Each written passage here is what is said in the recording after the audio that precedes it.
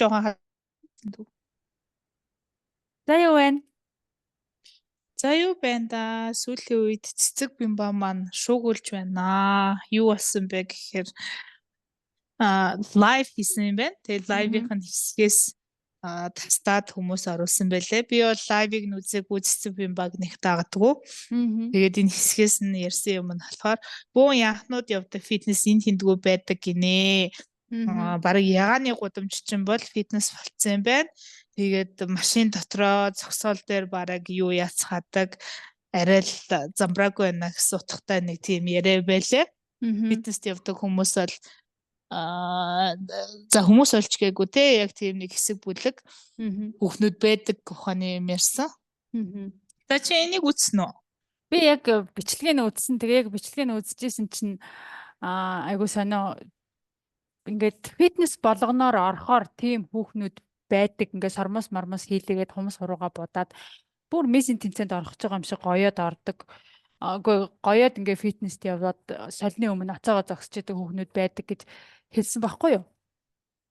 Тэгэхдээ ингээ фитнес болгоноор ороход гэдэг нь айгүй сонин надад санагдсан. Ягаад өөрөө тэгээ фитнес хийсээд фитнес болгоноор ороод яваад идэм бол энэ айгүй инээдтэй санагдсан. Тэгээд өөрийнхөө энэ ярьсан юмаа ерөөсөө ингээд огт худлаа биш яг ингээд жинкнээсээ үнэн ингээд бараг тэнд явж байгаа хүн болгоныг яг өөрсдөө ингээд гадаад төрхөөр нь бараг ингээд дүгнээд байгаа нь айгүй сонирхолтой байсан. Тэгээд өөрийнх нь дараагийнх нь бичсэн постн дээр ч гэсэн ингээд ерөөсөө энийга одоо худлаа биш ээ. Угаасаа үнэн штэ гэсэн байдалтай иймэрхүү юм бичсэн.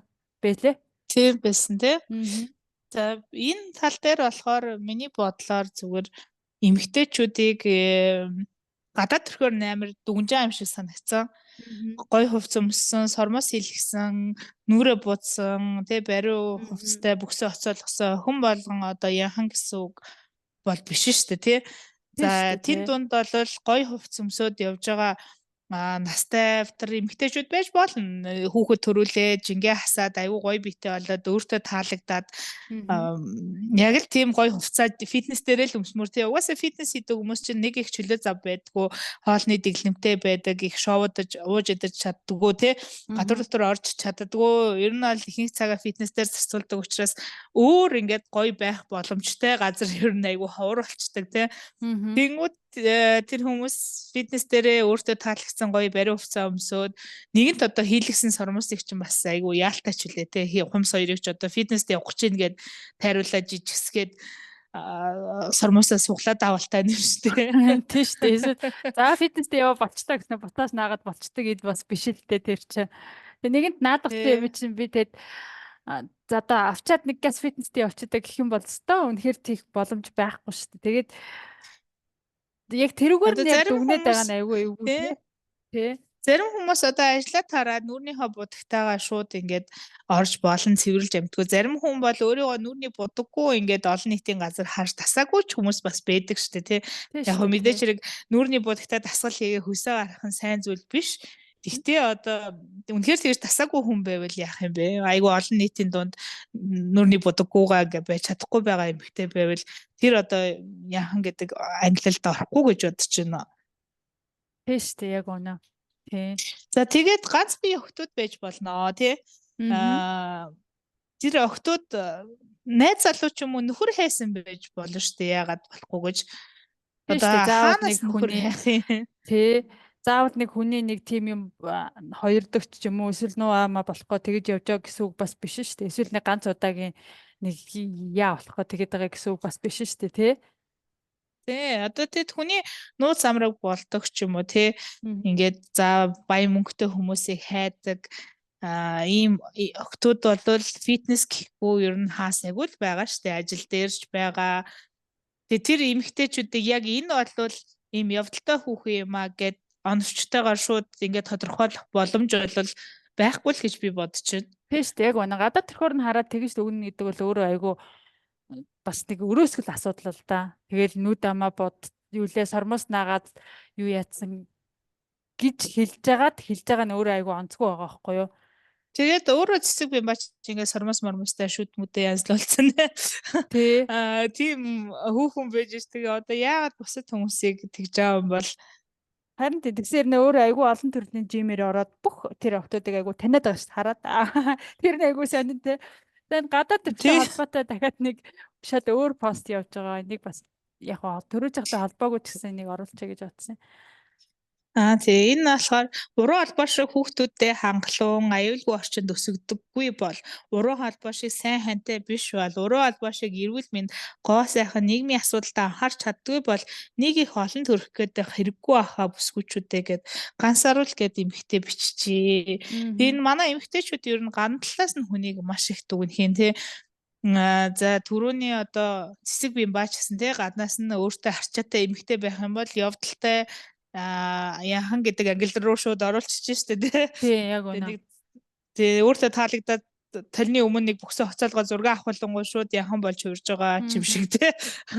За энэ эмэгтэй хувьд болохоор уруу холбоо шиг ийм гоё гэлцэл амьдралтай л биш бол олон хүүхэд төрөх хэрэггүй болчихж байгаа байхгүй. Энэ одоо яг хүний гаднаас нь л хараад байна тий. Яг үүндээ уруу холбоогийн нөхөр нь тийм халамжтай юм уу гэртээ яг видео шиг тийм гоё тав тухтай амьдрд юм уу тэрийг хинч мэдэхгүй шүү дээ. Ягаад хүнийг ер нь гандлаас нь дүгнээд байгаа юм бол уруу холбоо шиг эрүүл мэнд гоо сайхандаа анхаарч чаддгүй хөөрхөн амтаа сексизм нэг ээж бэгэлдэ тий. Нэг 4 5 хүүхдээ тэр эмэгтэй бол одоо хүүхдээ буруу өмөжлөд байна гэсэн үг үү? Энэ нийгэмд одоо нөгөө хүүхдээ бараг хүчрхийлээд байгаа ч юм уу тий. Харин тийм ойлголттой юм шиг юм яриад хүнийг айгу гаднаас нь дүгнэж байна. Харин тэр нь гаднаас нь нөгөө номыг хавцаар нь дүгнэнэ гэдэг шиг хүний гаднаас нь дүгндэг. Ер нь тэгээд бараг л гадна төрхнийх нь 95% нь бараг үннийг хилдэг мэлдэг гэл тэгдэг. Яг үнэндээ бас тийм биш л дээ. Тэгээд нөгөө нэг фэйсбүүкийнхаа зураг шиг л байл та гэдэг шиг бүх юмд яг тийм гэсэн үг бас биш л байхгүй тий. Тэгэхээр ер нь гаднаас нь дүгнэнэ гэдэг чинь өөр айгу өөрөөсгөл асуудал л та. Тэгээ ер нь бол цэцэг бий болчихсонтэй хүмүүс гаднаас нь дүгнэл бас тэгж хэлхийг үгүйсэхгүй ш. Тэгэнгүүт өөрөө болохоор өөрийгөө хамгаалах болохоор амар шүлсээ өсчүүлэнгүүтээ босоод хүнийг болохоор айгу амар шууд тэгж дүгнэнэ гэдэг чинь онцгүй л асуудал. Яг цэцэг бимбагийн хувьд зүгээр олон нийтийн анхаарлын төвд баймаар байсан тийм нэг хэрэгцээ байсан байж магадгүй гэж би бас бодоод байгаа байхгүй юу? Тийм. За нэг хүн комент бичсэн байна тий. Фитнест хамгийн өмүүжилтэй төвчээртэй охид залуус явдаг байгаа шүү. Хараад өөрийгөө голсон. Үнэхээр яригтаар шууд шингэнээс хол цаг барьдаг залуус байдгаа. Юу яха хүүгээ өртөлж хөтөж биширж багтарч явдаг гэж хэлж байна. За өөр нэг хүн өнөөдөр дух цэцгээ өөрийнхөө төлөө хөлмөрлөж хөлсөө туслуулж зөв дадлгоо сайхны мэдрэмж авч цаг заваа зөв зохицуулж чаддаг фитнесийн мундаг охид бүсгүүчүүдийг маань бас арай л муухай амандаа орсноороо хийж нийт массаа сөрөг сэтгэл үлдээж байна. Өчигдөрхөн нэг фитнес ажилуулдаг залуугийн курсэд нэг хүүхэн бүртгүүлээ төлбөрөө төлчихсөн байхад нөхөр нь болиулсан. Эхнэрээ хайрлахгүй, дэмжихгүй, ойлгохгүй гэсэн пост явж байсан. Гэвчлэн захын Стаф код эхнэр найз охиноо тим юм руу явуулахгүй эсвэл фит нэг яхан гэсэн бодолтой болж байна. Энэ бол зөв бичсэн байна. Зүгээр зүгэн бол гэхгүй. Шалгуур юм ярьсан. Зүгээр надад ч гэсэн тэгэж бодсон. Манай нөхөр бол фитнест айгүйх явдаг. Тэнгүүд одоо ер нь юу алт юм болооч гэж бодох шиг. Тийм огтод байдаг гэсэн шүү дээ. Би явж хайраа гэмэрч юм шиг. Би тийм явчтай гэмэрч юм шиг. Ер нь фитнес явахаар нэг араас нь залгамаарч юм шиг. Нэрээ ер нь бол тэгээд тэгж бодох магадлалтай хүмүүс зөндөө байгаа шүү дээ, тий? Тэгээд нөхрөөд ч гэсэн тий яах гээд аль бодох гээд явах гээд юм уу энэ төр гэж хэлвэл айгүй хэцүү шүү дээ. Энэ чинь хамгийн одоо Монгол ер нь чөлөөт цагаа зөв боловсон зарцуулах боломжтой ямар газар байд юм бэ? Айгүй хэцүү тий. Бид нар одоо амар цаг агарын эрсдэс уур амьсгалтай. За ууланд ингээл гардаг нэг хэсэг бүлэг хүмүүс байна. За тэрнээс бусдаар одоо хапад сууж ин тий. Клаб орж ин ингээл өөр сүртэй юм бол алга байна шүү дээ. Фитнес тэгэхээр чи хамгийн одоо хайртаар суухгүй өөрийгөө хөгжүүлээд тэгээд тэндээ бас ингээд хэсэг бүлэг найзуудтай очтой юм л шүү дээ тий фитнесийн найзуудтай тий шүү дээ. Тэгээд ингээд залуучууд цагаа өнгөрөөж хад энийг одоо ингээд массаар нь муухай нэрлэмээргүй байгаа.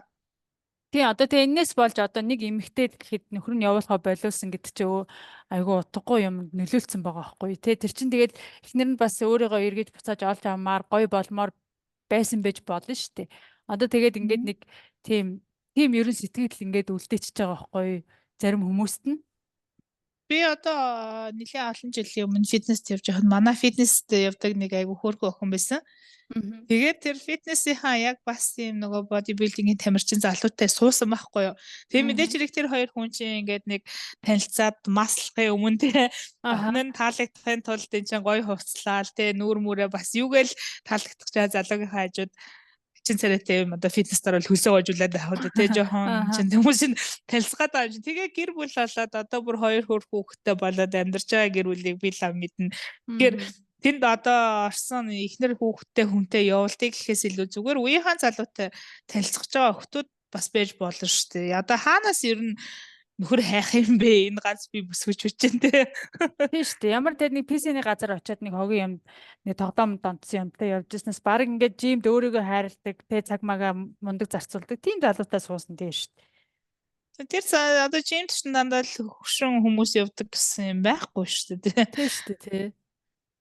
За энд яг жимд яваад торн морн ураад өгнө гэж чулуутсан байхад да одоо тэгээд явах юм уу яах юм гэсэн чинь хүүшээ хоёлог тоож оролдохгүй нөгөөдөл чинь зүгээр л турыг бас энэ болохоор амар муухай бас энэ хүнийг бол шууд гадна төрхөөрн тий чамаг бол тоож оролдохгүй чи зүгээр жимдээ бод явж болно найзаа гэж шүү дээ чи самаас хүмүүс наагаагүй байна гэж хэлээд байгаа юм шүү цаагаараа. Чи бараг сармас наасан ч гэхэд аа мө те чи бит хоёрыг бол тоохгүй ч шиг энэ бол ингээд ерөөсө гадна төрхөөр л дүгэн чаа. Хэлбэр. Тий одоо тэгтээ ер нь чи сэтгэл зүй хүүднээс харахад энэ цэцэг юм ба зүгээр энэ ингэж ярьснараа олон нийтийн анхаарлын төвд орохыг хүссэн зүгээр хэрэгцээгээ л хангаж байгаа тийм юм байвал яг бид нар ингээд тэр хүний ингээд хэрэгцээнийх нь нэг хэсэг болцсон ингээд анхаарч махаарад байгаа байвал яг маш сонирхолтой гэдэг нөгөө хин шиг төшиг шигтэй. Би цэцэг бимбаг сэтгэл зүйн ямар нэгэн зүйлээс илүү энэ зүгээр сонгуул ойртож байгаа болохоор энэ инфлюенсер чинь нөгөө хандлт ихтэй байвал гэрээ айгу өөрөөр байгуулдаг гэж сонсчихсан байхгүй юу. Одоо хэдэн сая даагчтай сүүлийн үзэлт нь хэд байна гэвэл намынхан гэрээ байгуулахдаа үнэн нь өөр те нэг 10,000 хүн үздэгээс 100,000 хүн үздэг хүнтэй үнийн дүн нэрээ өөрөөр гэрээлдэг гэж сонсчихсан. Тэгэхээр магадгүй тийм үүднээс угаасаа л хүн болгон яриад бухимдхан ойлгомжтой зүйлийг албаар ярьж хандлт авсан юм болов? Бараг магадгүй. Ягаад тэгэхээр дараа нь нөгөө нэг өнөөдрийн хийсэн. Би өнөөдрийнх нь сториг бүр тэкст гэж орж үзсэн чинь миний одоо тэр ярьсан ямиг ингээд хэдэн хавтар сайтууд нэг 10-20 мянган дагагчтай хэдэн сайтууд таслаад хийцэн билээ. Баярлалаа энэ гэл амар тэгж мэгээд байсан байхгүй юу? Аюу ер нь айгу бардам юм байдаг шүү дээ өөртөө. Тэгэхээр ер нь бол тэгж ингэж угаасаа л хүн болгон ярина, хүн болгоны анхаарлын төвд орно. Тэгэнгүүт энэ хооронд тэрний одоо ингээд видеоны үзэлт нь огцом өсөн шүү дээ, тий? Сторийн үзэлт огцом өснө. Тэгээ сүүлийн одоо 1 сарын хугацаанд үзүүлэлтээрээ ингээд гэрээ байгуулна гэж бодох юм бол энэ хүний хувьд бол одоо ер нь баг маш зөв алхам хийж байгаа байхгүй тий. Бид нар баг тэгж дэмжих шаашаа. Яг зөвхөн нөгөө нэг маркетингийнхаа хувьд тий. Одоо маркетингийнхаа хувьд тийм хар PR хийгээл ах шиг шүү дээ тий. Тэгэхээр ямар нэгэн тийм сонгуулийн ч юм уу ямар нэг тийм гэрээ мэрээ хийх гээд тэрнийхээ өмнө үзэлтээ өсгөж явах бас магадлалтай гэж бас хараад байгаа байхгүй юу.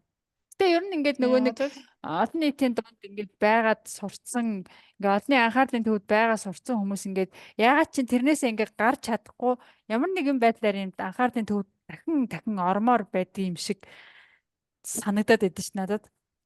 Тийм болохоор ингээд үе бас тийм болохоор л одоо ийм олонний төвд лайв энтер хийж байгаа шүү дээ. Бусдын анхаарлыг ямар нэгэн байдлаар өөр дөрөө татхаас ийм ухамсаргүй байдлаар тэр чинь хүсэж байгаа байхгүй хүмүүсийн анхаарлын төвд орохыг хүсдэг тий. Одоо тэрийг арай жоох ухамсартай байдлаар бол дуучин тий жүжигчин болдог ч юм уу киноныг энэ хүмүүс үзэж байна. Одоо ингээ сошиал ертөнц үүссэн энэ үед бол зүгээр тийм алдартай дуучин жүжигчин авьяас байхгүй байсан ч гэсэн бусдын анхаарлын төвд байж болж байгаа байхгүй хэдэн сая хүний хэдэн мянган хүнийг өөртөө анхаарлыг татаж болохоор. Тэр тийм хүмүүс бол бүх цаг үед л байсан. Өөртөө анхаарлыг тий галыг дууддаг тийм хүмүүс бол байсаар л байсан. Энэ хүн бол яг л тийм л хүн баг. Үгүй юу? Би бол яг тэгжэд харж байгаа. Гэтэ бас За ингээд тэгээд дуусгая ингэж те. айгүй олон охтуудыг ингэж муухай харлуулж болохгүй л дээ. Тийм тийм. Сонирхолтой байлаа өнөөдрийн ярилцлага. За баярлалаа. Дараагийн бичлэгээр уулзъя.